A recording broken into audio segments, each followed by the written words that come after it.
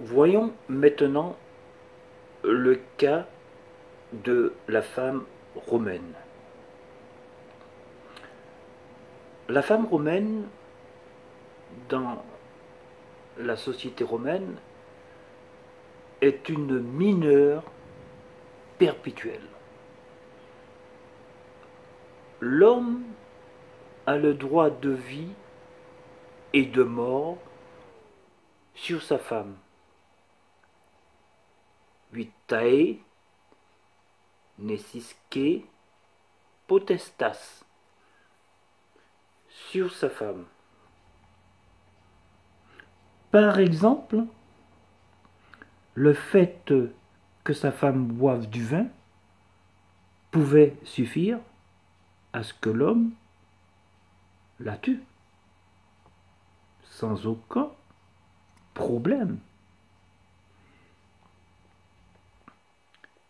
La femme romaine reste sous la tutelle de son père jusqu'au mariage. Dans tous les cas, l'épouse a besoin du consentement de son tuteur.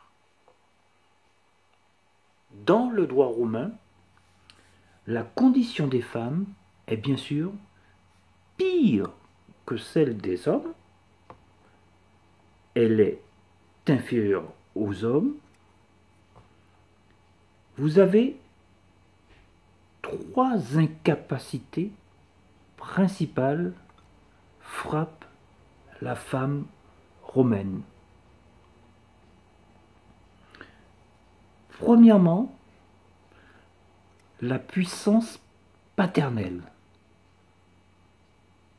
c'est-à-dire patria potestas, la puissance paternelle du père de famille, c'est-à-dire le pater familias. Première incapacité.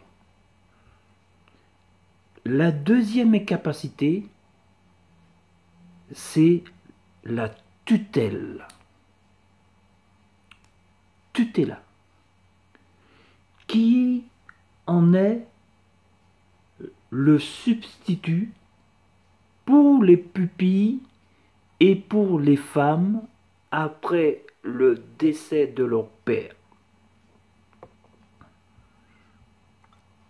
Et enfin, la troisième incapacité, c'est la manus. La manus du mari dans le cadre du mariage sous sa forme ancienne. Alors, qu'est-ce que c'est que la manus? La manus, bon, littéralement, ça veut dire déjà la main. Bon. Mais on emploie traditionnellement le terme latin pour désigner cette autorité maritale. C'est pour désigner, en fait, l'autorité du mari sur sa femme.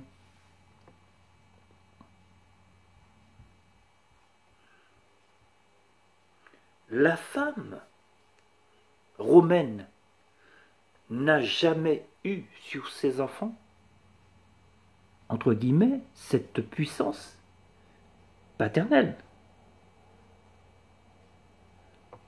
Les femmes sont donc des mineurs perpétuels.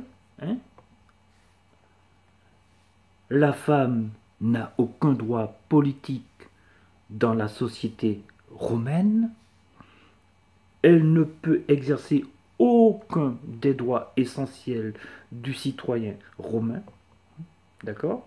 Elle est écartée de toutes les fonctions civiques et publiques. N'est-ce pas? L'obligation de fidélité conjugale n'existe à Rome qu'à charge de la femme. Et pour la sociologie du mariage, la charge la plus importante des femmes est de recevoir, on va dire, faut le dire, le sperme, hein, et de protéger le produit de la conception. Selon Pierre Brulé, qui est professeur d'histoire grecque à l'université Rennes 2, je le cite, les Romains ne donnent même pas de nom à la femme, qui n'est normalement désignée que par le nom de la famille de son père, mis au féminin.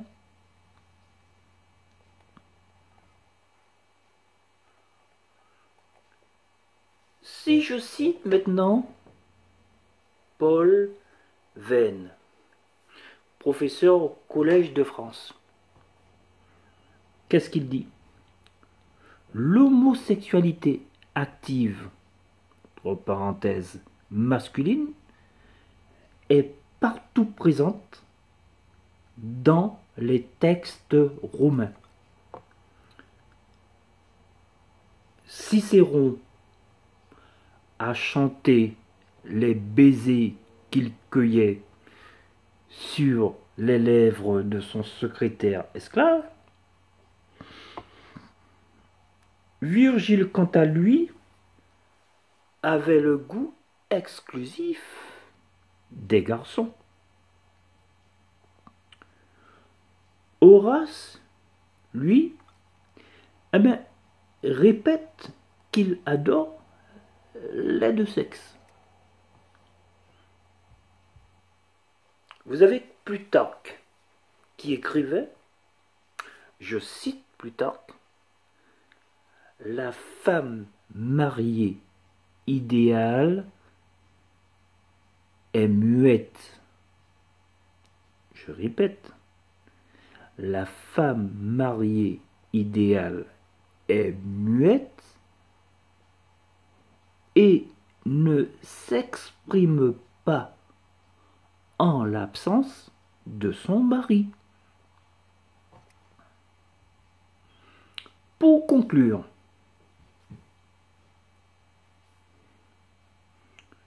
voilà une autre phrase de l'époque qui veut tout dire.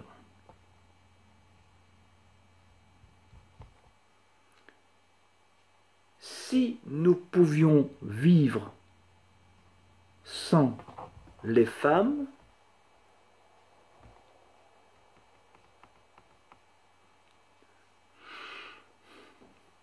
nous nous passerions volontiers